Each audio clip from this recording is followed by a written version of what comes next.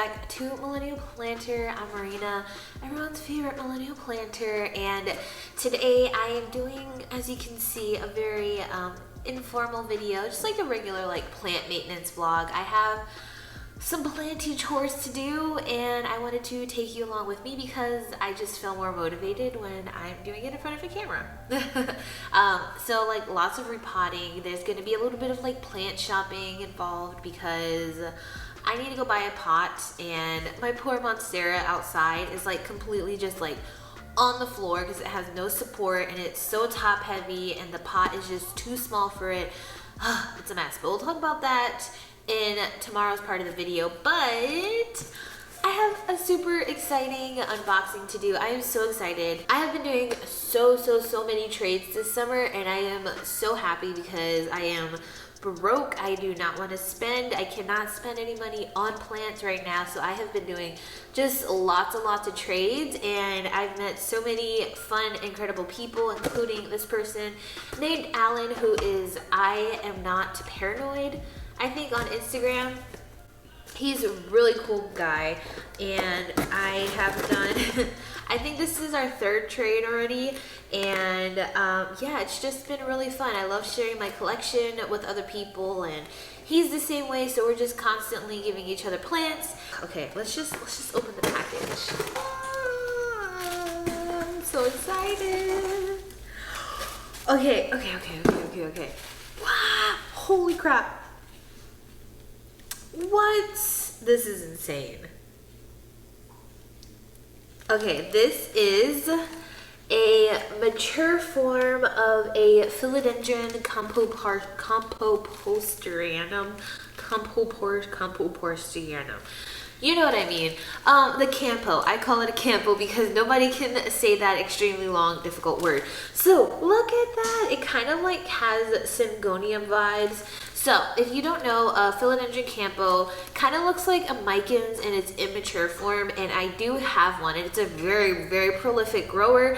So I kind of cut it all the time for trades or people who have it on their wish list. So now I'm at the point where I don't want to cut it anymore because I'm trying to get it to mature, and as you can see, they have these super morphing leaves. They're called super morphers because they go through such a drastic change when they mature. It is so cool, and they lose their velvetyness. So if you think of a philodendron micans, which is a heart-shaped leaf, and they're very velvety, that's pretty much exactly what this plant looks like in its immature form. And as it matures, it loses its velvetyness. It grows these beautiful lobes, and look at this shape. Like I said, it's very syngonium-esque. Syngoniums have a similar shape, but their lobes are usually more put together. So this is kind of like Mickey Mouse with extended ears. Oh, it's so cute. But Alan was sweet enough to gift me this plant, but I didn't want to accept it as a gift. I said, no, I know I have plants that you want, so I sent him some plants too. Anyways, I'm just so excited for this. Since I've been trying to mature mine, I was just, ready for the day for me to be 60 to finally have a mature one. I really don't see many mature campos being sold, and I guess because people always just sell them as cuttings, and you really have to wait and put in the time for the plant to go through these changes. And wow, I have one now, and I'm so excited. I can't wait to see the new leaf. And I think this one was rooted as well. Look at the roots through there. Look at that. Oh, okay, so, I'm trying to think if I want to put it in water or should I just pot it up. Actually, I think I will. Just going to soak it overnight. It's extremely hot. It's the middle of summer, so I know it's probably super thirsty, so I'm just going to leave it there until tomorrow and just pot it up when I have to pot up everything else. I just have a little bit of liquid dirt in here and regular water. I mean, she looks pretty good, but yeah, I think that extra boost of nutrients will be good for her and will hopefully help her acclimate to my house okay. So there we go, a little quick unboxing of my Campoportianum. And I think that's it. I don't think I have any other chores really to do today. Well, I don't want to do any. I have to get rid of this sad snake plant, which I just shared in a recent video of plants that I accidentally killing. I haven't thrown this plant away yet. I just can't bring myself to do it. You know what? I'm probably going to propagate this. Let's try to propagate this part of the snake plant, and maybe I can save it. It feels really flimsy. Oh, and this one. Okay, here we go, here we go, here we go. Alright, so we have one with the triangle cut, which people say helps the plants grow roots faster. And then we have one that is just cut straight across, which honestly, I've already done this experiment, but I don't really notice a difference. If anything, I feel like the regular cut created roots for my snake plant propagations faster than the triangle cut. But here we are trying it out. I will update y'all with the updates whenever these guys root. Snake plants really don't take long to propagate for me, like probably 6 to 8 weeks. I know people have a shorter time period or longer time period for them to propagate, but just give it a try. Literally just cut the leaves and stick it in some water, stick it in a brightly lit area, and you will have a new snake plant soon. All right, well, I will see y'all tomorrow. Hi, Loki. Hi. Happy Saturday, friends. Can you guys hear that? Ugh. Today I am going to be repotting. At least I'm gonna try to do at least 2 plants, 2 of my big plant energy, because I just put them off for way too long. Like I said, we have my Monstera deliciosa that has, I think, maybe like 3 plants in it. And it's crazy. It's just flopped over. It's just completely flopped over because the trellis I had it on kind of like deteriorated because it was raining every single day for a while, which is, it's expected. I didn't even think about it, to be honest. So it's just been on the floor, and my Monstera deserves better than that. And then I think I'm going to repot my euphorbia. I think it's the euphorbia rubra, because she's in plastic, and you know, like euphorbias don't really like to be moist like that. So I'm going to repot it in some fresh soil, not nursery soil, and in a nice terracotta pot. I got a couple of 10-inch pots for these guys, which is crazy that I have so many plants in 10-inch pots. I also have my Mexicanum out there, and that's already in a 10-inch pot, and that thing is massive. So I think whenever it gets too root bound, I'm just gonna like end up trimming those roots because there's no way I can fit it in a bigger pot. Like, that'll be insane. Anyways, I am going to start soaking this coco-coir. If you don't know, I do my own mix. I will have the video of my soil mixture down below, link down below, and it's pretty much the same. I do mix it up a little bit, but for the most part I just use like some sort of like pumice or perlite and orchid bark and cocoa. I really love coco-coir. I've been using it for over a year now, so just my go-to. So while this is soaking, I'm actually trying something new. I'm going to soak it in water with some Super Thrive.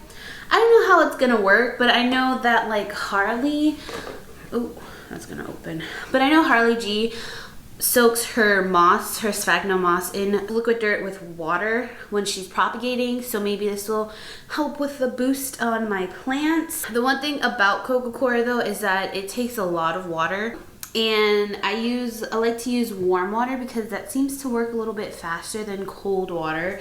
So while this is soaking, a little update on my imports. It's been about, I think on Monday will be 3 weeks since I've had them, and with imports usually like week 2 is when it can go horribly wrong if something goes wrong. So I feel like we are on the up and up, and I feel like things are going to only get better because they're doing really well right now. Spoiler alert. And I am doing a video about that also, about the whole process, the whole month-long process on how I acclimated them and how they did. And some regrets that I have, but look at this.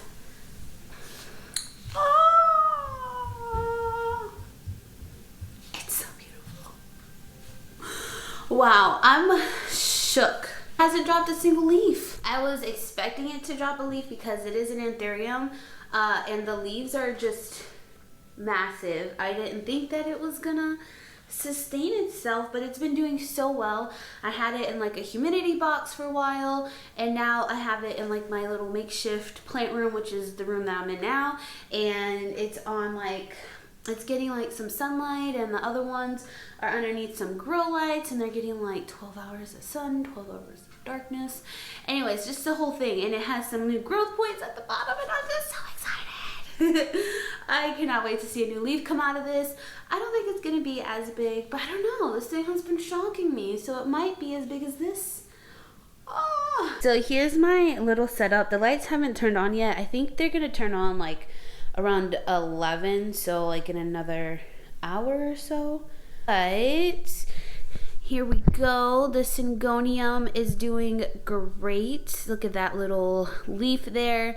The melanochrysum is looking good, and the frydek lost all its leaves, which I already knew was going to happen because it came kind of yellowing. It already has that little nub in there, and I don't know what that is. That's new, so I don't know if that's a new leaf or if it's gonna be a root. I don't know. I really don't know anything about alocasias or how they grow, because like if that was an anthurium, that would definitely be a root, but I don't feel like alocasias have roots like that, like where they grow off from the stem into the side. But I don't know, I could be wrong. I feel like it's a new leaf. I hope it's a new leaf because frydeks are really pretty. I always was like off-put, well not off-put, but I always like kept alocasias out of my home after I was burned by a stingray that kept getting thrips, and since that company sent me this frydek, like I've always loved frydeks, and they're just so pretty and velvety, so I am really excited to finally have one, and hopefully I can keep it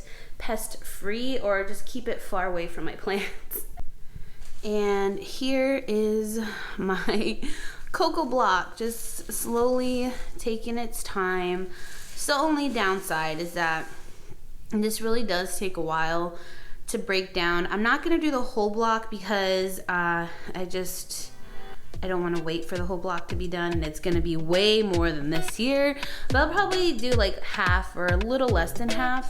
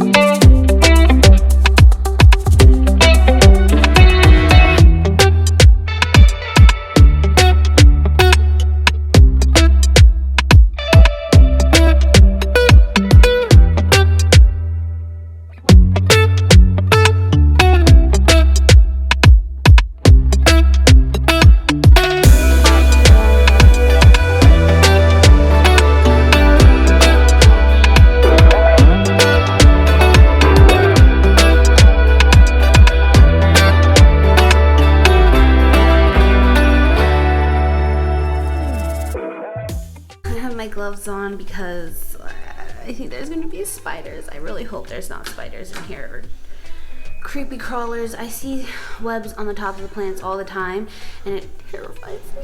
I don't care how good spiders are for our plants and for the environment, they terrify me. Unpopular opinion? Probably. In my next video, I'm going to have to do something about these Dieffenbachias. This guy, there's no way I'm going to be able to take him inside like that. Like, he's growing everywhere. And then my biggest one, which is a beast, has a crooked pot, and so he started to grow kind of sideways. You can see, like, there's no way I'm gonna be able to bring that in the fall time. I'm gonna have to straighten him out somehow. Dieffenbachias are so weird, but just look at how massive he is. Like, he's truly a beast. So pretty. He's just glorious. He's really had a glow up this year, minus that one leaf. Look at how big this obovata leaf is. Oh, it's so massive. And this macrophylla leaf. Oh, I love how big these guys are getting.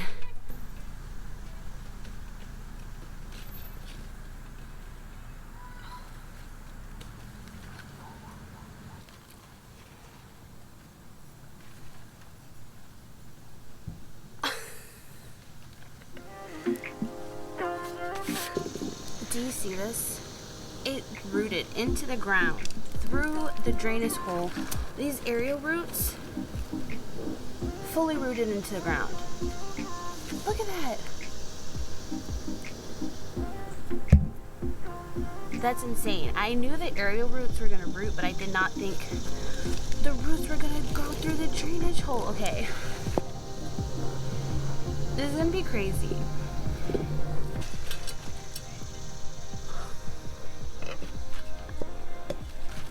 Look at that.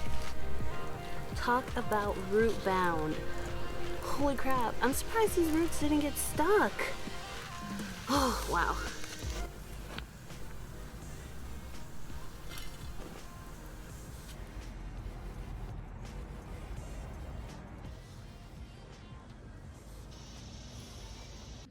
And this is the final product of my Monstera. The leaves are kind of off facing wonky, so hopefully they'll fix themselves over time. But this thing is a beast. It's gonna outgrow this pole soon, so I'm gonna have to make a bigger moss pole or maybe some bamboo sticks. But look at these aerial roots. It's insane. I'm gonna have to trim them off for sure. Hey friends, happy Sunday. Today I'm going to be repotting some pokey boys, trying to do some sort of like cacti arrangement. I'm really bad at them, so we'll see how this turns out. I actually just got this new one here at Kroger. It was only $7 and change. It is a type of old man cactus, and I have named it Hustis after Courage the Cowardly Dog.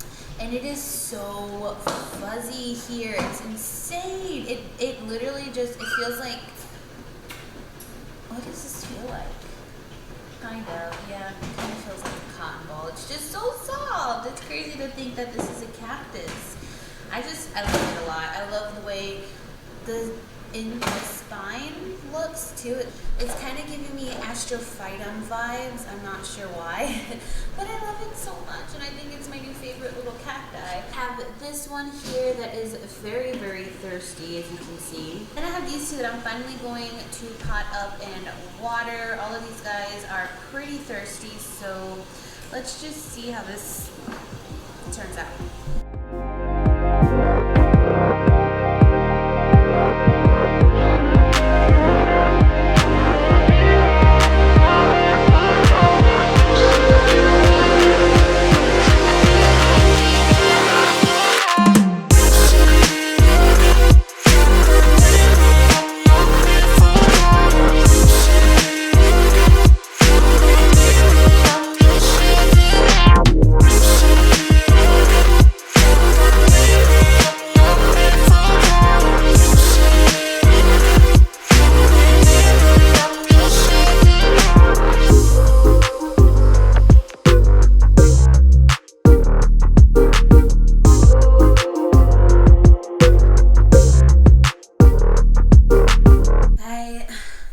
My pesto here, my pastazanum, for root rot, because, and by treated it meaning I just gave him a hydrogen rinse, so like half hydrogen peroxide, half water, because he's just so droopy, and I don't know why. Honestly, it's really breaking my heart.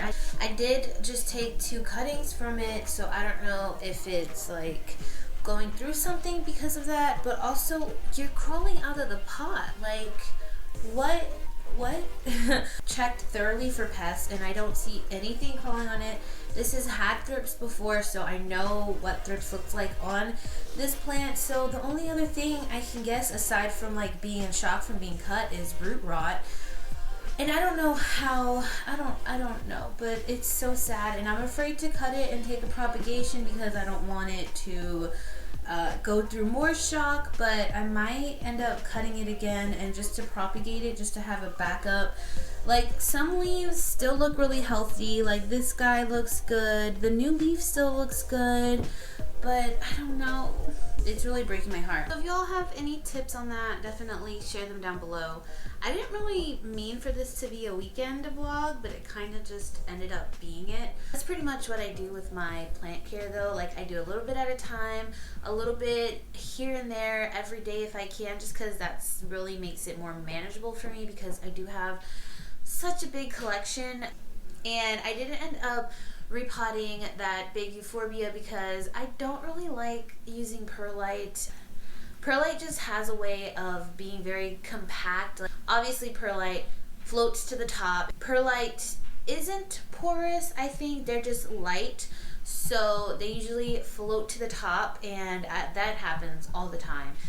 Over time your perlite will just gradually get higher and higher when you water it, and it kind of has a way of leaving the soil at the bottom compact. I've seen this happen numerous times, so I don't know what sort of mix. I'm going to do some research and see what sort of mix euphorbia and cacti type plants like. I know a lot of people use sand, and I should probably get some pumice. It's just annoying because it is a big plant and that's going to be really expensive to order online. I can't find that stuff anywhere in stores around me, so I'm gonna look. If you have any suggestions, definitely let me know in the comments because I need to get a good cacti soil mix because I have quite a few now and I see myself getting more, honestly. I really love these guys. I really love the funky boys. So let me know what your favorite cacti mixture is down below. I'm currently watching RuPaul and editing this vlog. I forgot to do an outro. I didn't get to go plant shopping, but I will be doing a plant shopping video for that shop. It's called Busy Bees and it's a really cute little area. But anyways, I hope you all enjoyed this plant maintenance vlog. I will do some more in the future if you all are interested.